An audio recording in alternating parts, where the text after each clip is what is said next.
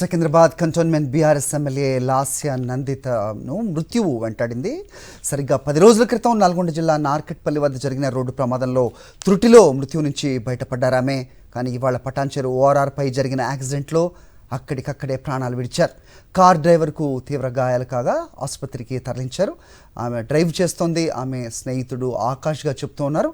Car వేగంగా వెళ్లి రైలింగ్ను ఢీకొట్టడంతోనే ఈ ప్రమాదం జరిగినట్లుగా పోలీసులు వెల్లడించారు. ఎమ్మెల్యే నందిత ఘటనాస్థలిలోనే అక్కడికక్కడే మరణించినట్టుగా నిర్ధారించారు. సరిగ్గా ఏడాది క్రితం ఆమె తండ్రి దివంగత ఎమ్మెల్యే సాయన్న అనారోగ్య సమస్యలతో మృతి చెందగా ఇప్పుడు లాస్య నందిత ఇలా రోడ్డు ప్రమాదంలో మరణించడంతో కుటుంబ సభ్యుల రోదనలు మిన్నంటుతున్నాయి. నిజంగా యాదృచ్ఛికమో లేదో తెలియదు, కానీ జరిగిన సంఘటనలు చూస్తుంటే మాత్రం ఆమెను మృత్యువు వెంటాడిందా అన్నట్టుగా ఉంటుంది. సో 19/2 అంటే గత సంవత్సరం 19వ తారీఖు ఫిబ్రవరిన సాయన్న అనారోగ్య రీత్యా ఆయన ప్రాణాలు విడిస్తే 24 డిసెంబర్ 2023 డిసెంబర్లో ఆమె లిఫ్ట్లో కూడా ఇరుక్కుపోయిన సంగతి తెలిసిందే. అక్కడ కూడా ఒక ప్రమాదం నుంచి ఆమె బయటపడ్డట్టుగానే చెప్పాలి. అలాగే మొన్న 13వ తారీఖున ఇదే నెల కార్ యాక్సిడెంట్, నార్కెట్పల్లి వద్ద కార్ యాక్సిడెంట్ జరిగింది. దాంట్లో నుంచి కూడా త్రుటిలో తప్పించుకున్నారు. కానీ ఈరోజు జరిగిన ప్రమాదం నుంచి మాత్రం ఆమె బయటపడలేకపోయారు.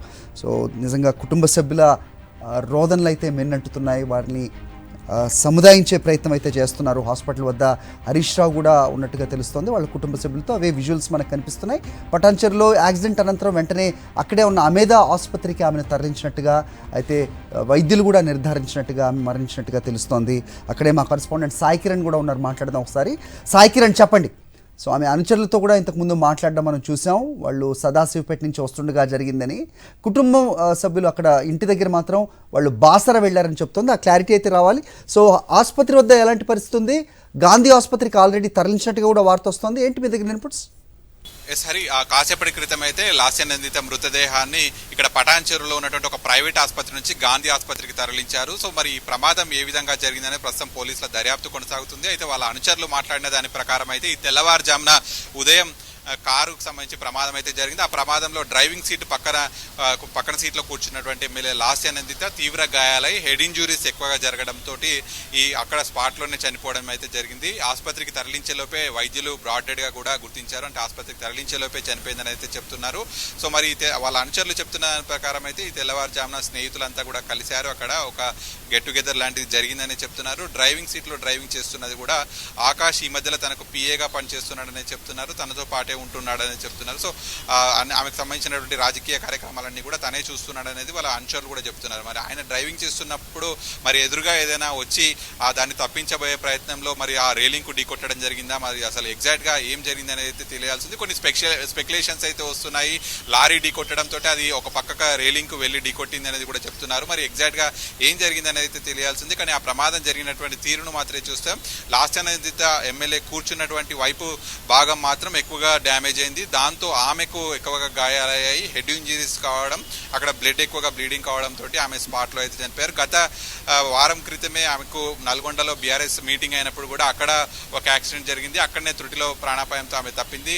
ఆలోపే అది తేరుకునేలోపే మళ్ళీ వారంలోనే ఈ ప్రమాదం జరిగి ఆమె దుర్మరణం చెందడం మాత్రం తీవ్ర విషాదం అయితే నింపుతుంది. అటు కార్యకర్తల్లో కావచ్చు, ఆమె కుటుంబంలో ఎంటైర్ కంటోన్మెంట్ నియోజకవర్గంలో తీవ్ర దిగ్భ్రాంతికి ఈ ఘటన గురి చేసింది. అటు బీఆర్ఎస్ పార్టీలో కూడా యంగెస్ట్ ఎమ్మెల్యే అని చెప్పుకుంటున్నారు. ఆమెకు సంబంధించి ఎంతో భవిష్యత్తు ఉంది. ఇప్పటికే అటు బీఆర్ఎస్ అధినేత కేసీఆర్ కూడా స్పందించి వారి కుటుంబానికి తీవ్ర సంతాపం తెలియజేశారు. సో అయితే గత వారం క్రితమే ఆమె ప్రమాదం నుంచి బయటపడింది.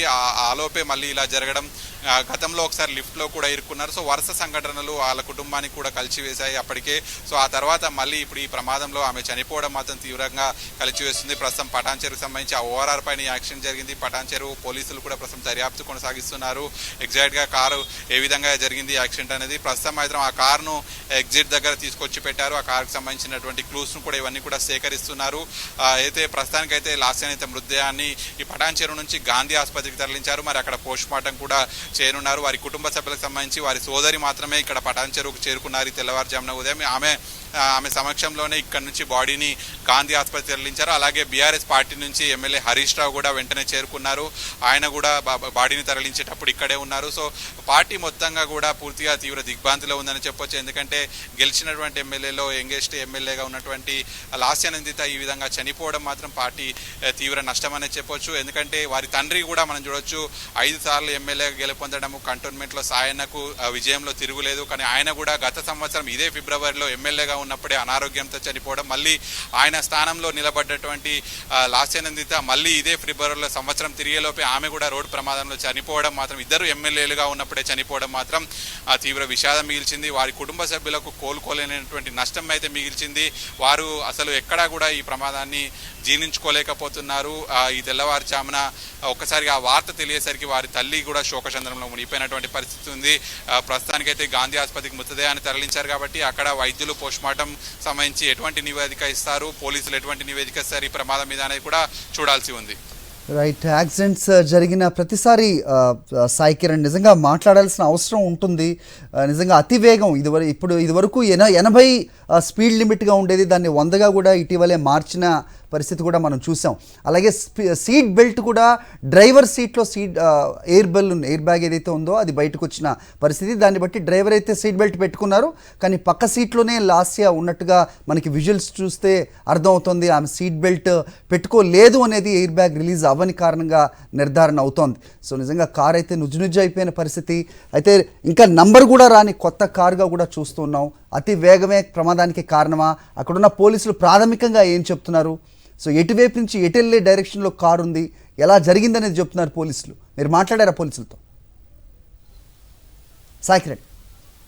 పోలీసులతో కూడా మాట్లాడడం జరిగింది. ప్రస్తుతం వాళ్ళు కూడా దర్యాప్తు జరుపుతున్నారు ఎగ్జాక్ట్గా ఏ విధంగా జరిగింది అనేది. ఎందుకంటే ఇక్కడ ఇది ఎమ్మెల్యే ప్రమాదానికి సంబంధించినటువంటి ఏదైతే కారుకు సంబంధించినటువంటి ప్రమాదం కాబట్టి వాళ్ళు కూడా ఎక్కడ నిర్లక్ష్యం అయితే వహిస్తలేరు. మనం ఒకసారి కారుకు సంబంధించి ప్రమాదం ఏ విధంగా జరిగిందనేది చూస్తే అయితే ఆ సదాశివపేట నుండి ఆ కారు వస్తుండగా ఈ ప్రమాదం జరిగిందనేది అయితే తెలుస్తుంది. వాళ్ళ అనుచరులు కూడా అదే చెప్తున్నారు.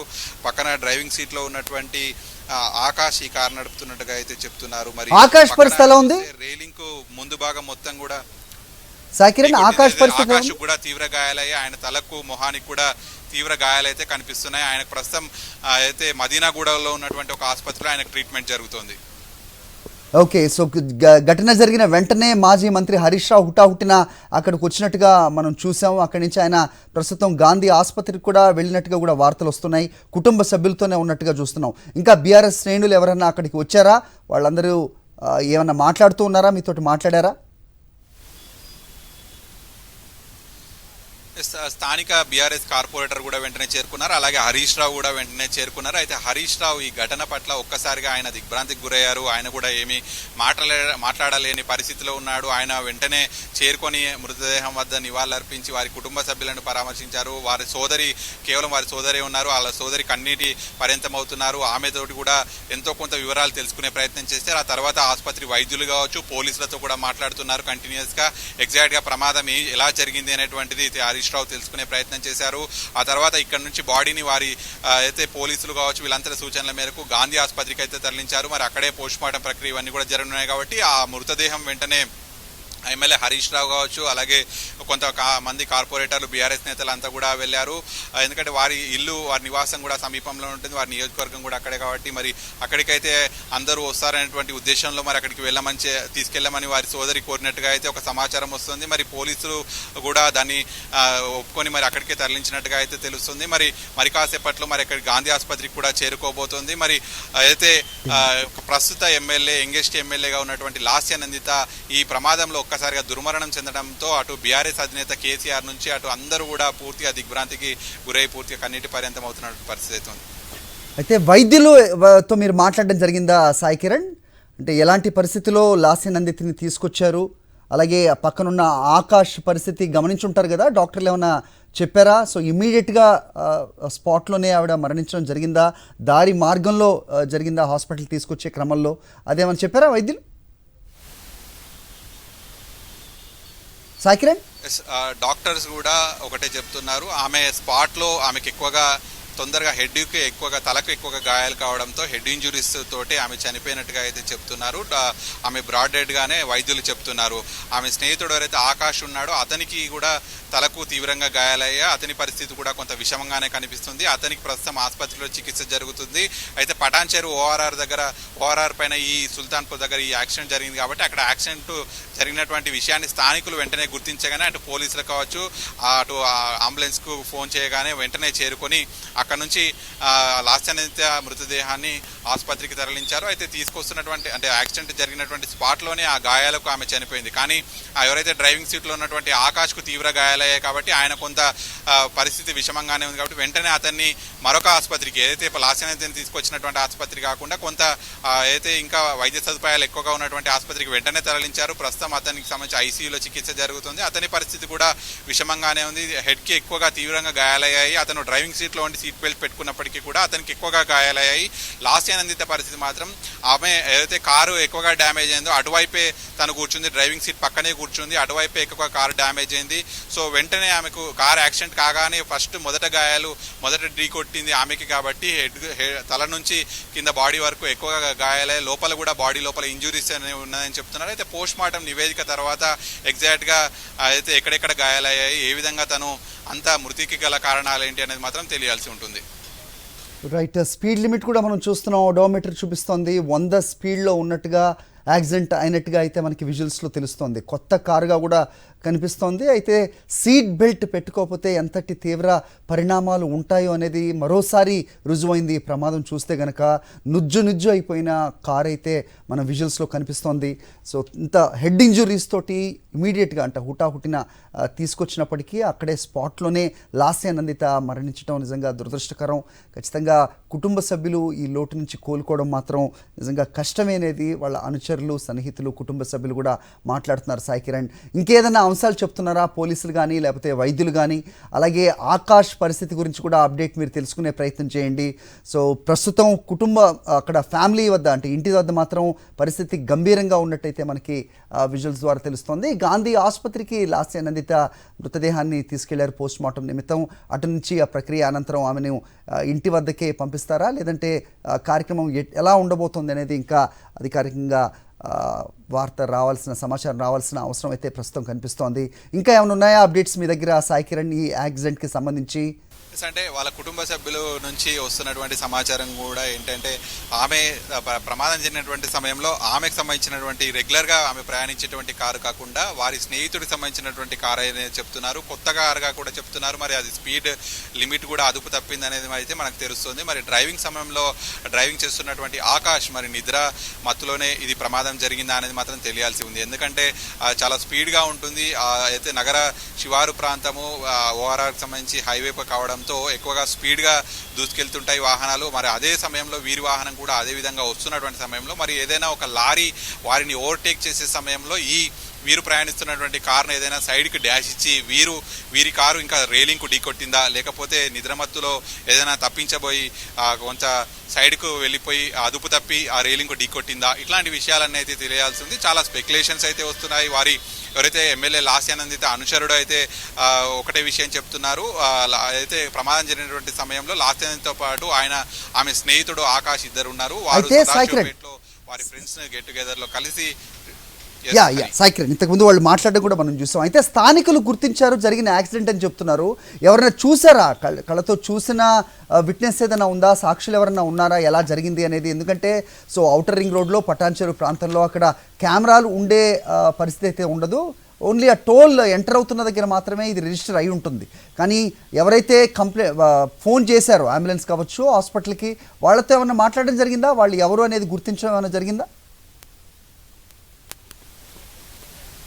పోలీసులు అయితే ఇప్పుడు అదే పనిలో ఉన్నారు. ఎగ్జాక్ట్ గా యాక్సిడెంట్ గల కారణాలు ఏంటి అనే దానిపైనే పోలీసులు ఉన్నారు. ఎందుకంటే ఇప్పటికే వస్తున్నటువంటి స్పెక్యులేషన్స్ ఆధారంగా ఒక లారీ ఢీకొట్టి వెళ్ళిపోయింది అనేటువంటి ఒక స్పెక్యులేషన్ కూడా వస్తున్నటువంటి నేపథ్యంలో పోలీసులు దానిపైన కూడా ఆ యాంగిల్లో కూడా దర్యాప్తు చేస్తున్నారు. ఎందుకంటే ఒకవేళ అక్కడ సీసీ కెమెరాలు లేకపోయినప్పటికీ కూడా ఆ రోడ్లో ఎక్కడో ఒక చోట సీసీ కెమెరాలు ఉంటాయి కాబట్టి ఖచ్చితంగా లాస్యానందిత ఆ రోడ్లలో ఎప్పుడైతే ఎంటర్ అయ్యారో ఆ సమయంలో ఆ తర్వాత వచ్చినటువంటి లారీలన్నింటినీ సంబంధించినటువంటి చెక్ చేస్తే ఖచ్చితంగా ప్రమాదానికి కారణం ఏంటనేది అయితే తెలుస్తుంది. ఎందుకంటే ఆ ఎగ్జిట్ లో అయితే ఆ రూట్ లో వచ్చేటువంటి ఉన్నటువంటి సీసీ కెమెరాలు పరిశీలిస్తే అక్కడ ఉన్నటువంటి లారీలు వాటి నెంబర్ల ఆధారంగా వెళ్ళి చూస్తే అది ఈ ప్రమాదానికి ఆ లారీలు ఏదైనా ఈ ప్రమాదానికి గల కారణంకి ఉన్నాయా అనేది మాత్రం ఎగ్జాక్ట్గా పోలీసులకు అయితే తెలిసిపోతుంది. ప్రస్తుతానికైతే పోలీసులు మాత్రం అదే పనిలో ఉన్నారు. కాసేపటి క్రితం మనం కూడా ఇక్కడ ఆసుపత్రికి చేరుకున్నప్పుడు పోలీసులను అడిగే ప్రయత్నం చేశాము. కానీ అందరూ కూడా ప్రస్తుతానికి లాస్యనందిత మృతదేహాన్ని ఇక్కడ నుంచి గాంధీకి తరలించే ఆ పనిలో బిజీగా ఉన్నారు. ఇప్పుడు ఏం చెప్పలేమంటూ కూడా వాళ్ళు చెప్తున్నారు. కానీ మనకు వస్తున్నటువంటి సమాచారం ప్రకారం అయితే కారు అదుపు తప్పి రైలింగ్కు ఢీకొట్టి ఈ ప్రమాదం జరిగిందని మొదట వార్తలు వచ్చాయి. ఆ తర్వాత లారీ ఢీకొట్టి ఆ పక్కనే ఉన్నటువంటి రైలింగ్ను ఈ కారు ఢీకొట్టింది అనేటువంటి వార్తలు వచ్చాయి. ఎగ్జాక్ట్గా ఏం జరిగిందనేది అయితే తెలియాల్సి ఉంది. ఎందుకంటే లారీ ఢీ కొడితే మాత్రం కారు ఇంకా ఎక్కువగా నుజ్జు అయిపోయి ఉండేది. డ్రైవింగ్ సీట్లో ఉన్నటువంటి వ్యక్తి మొదట చనిపోయి ఉండవచ్చు అనేటువంటిది మనకు కనిపిస్తుంది. కానీ అక్కడ లాస్యానందిత మాత్రమే డ్రైవింగ్ సీట్లో పక్కన సీట్లో కూర్చున్నటువంటి లాస్యానందిత ఎమ్మెల్యే చనిపోయారు. సో మరి ఇది రైలింగ్కు ఢీ కొట్టి ఆమె వైపు ఉన్నటువంటి కారు భాగం ఎక్కువగా డ్యామేజ్ కావడంతో ఆమె చనిపోయినట్టయితే మనకు ప్రస్తుతం కనిపిస్తుంది ఇప్పటి వరకు. సార్ మరి పోలీసుల విచారణలో ఇది ఏ విధంగా తేలుతుందనేది తెలియాల్సి ఉంది. కానీ మనం ఇప్పటికే చూస్తున్నాం చాలా యాక్సిడెంట్ జరుగుతున్నాయి. జరిగిన తర్వాత వాళ్ళు ఒకవేళ లారీలకు సంబంధించి వారి కారణం చేత యాక్సిడెంట్ జరిగినా కూడా వారు పట్టించుకోకుండా వెళ్ళిపోతున్నటువంటి సందర్భాలు, అంటే హిట్ అండ్ రన్ కేసులు అనేటువంటి చూస్తున్నాం. కనీసం ఒకవేళ అనుకోకుండా ప్రమాదవశాత్తు ఈ యాక్సిడెంట్ జరిగి ఉంటే అక్కడ ఉన్నటువంటి బాధితులను వెంటనే ఆసుపత్రికి చేర్చాల్సినటువంటి బాధ్యత ఉంటుంది. కానీ ఎవరైనా స్థానికులు వెంటనే పట్టుకొని వారిని కొట్టడం లాంటివి చేస్తారనేటువంటి భయంతో కూడా వాళ్ళు పరిగెడుతున్నారు, పారిపోతున్నారు. ఈ హిట్ అండ్ రన్కి సంబంధించినటువంటి బాధితులను ఎక్కడైతే అక్కడ యాక్సిడెంట్ ప్రమాదం జరుగుతుందో ఆ బాధితులను ఆసుపత్రికి చేర్చాల్సినటువంటి బాధ్యత అక్కడ ఎవరైతే గాయం చేశారో యాక్సిడెంట్ చేశారో వారికి ఉంటుంది. కానీ వారు ఆ విధంగా చేయకుండా వెళ్ళిపోతున్నటువంటి పరిస్థితి. ఇటువంటి ప్రమాదాలు చాలా జరుగుతున్నాయి హైదరాబాద్లో. ముఖ్యంగా మనం చాలా అనేక సంఘటనలు హిట్ అండ్ రన్ కేసులు కూడా చూస్తున్నాం. సో మరి అందులో భాగంగానే మరి ఇది కూడా హిట్ అండ్ రన్ జరిగిందా లేకపోతే ప్రమాదవశాత్తు వీరి కారే రైలింగ్కు ఢీకొట్టి ఆ విధంగా జరిగిందా అనేటువంటిది అయితే ఇంకా తెలియాల్సి ఉంది. రైట్. ఆకాష్ కుటుంబ సభ్యులు ఎవరన్నా వచ్చారా? వాళ్ళతో మీరు మాట్లాడే అవకాశం దొరికిందా? వాళ్ళు వేరే ఆసుపత్రికి తరలించారని మీరు చెప్పారు. సో వాళ్ళ నేపథ్యం ఏంటి? అలాగే ఎమ్మెల్యే అంటే కనుక గన్మెన్ ఎప్పుడు ఉంటారు కదా, లేకపోవడానికి కారణం ఏంటిగా చెప్తున్నారు. అలాగే అనుచరులు వాళ్ళు ఎక్కడున్నారు? వాళ్ళు ఎక్కడి నుంచో వాళ్ళు సదాశివపేట నుంచి వస్తున్నారని వాళ్ళైతే చెప్పగలుగుతున్నారు. మరి వాళ్ళు ఈ కారు వెనక ముందు ఎవరు లేరా? కుటుంబ సభ్యులు కూడా ఈ పార్టీకి వెళ్ళారనేది కూడా తెలుస్తోంది. దాని గురించి ఏదైనా సమాచారం ఉందా సాయి?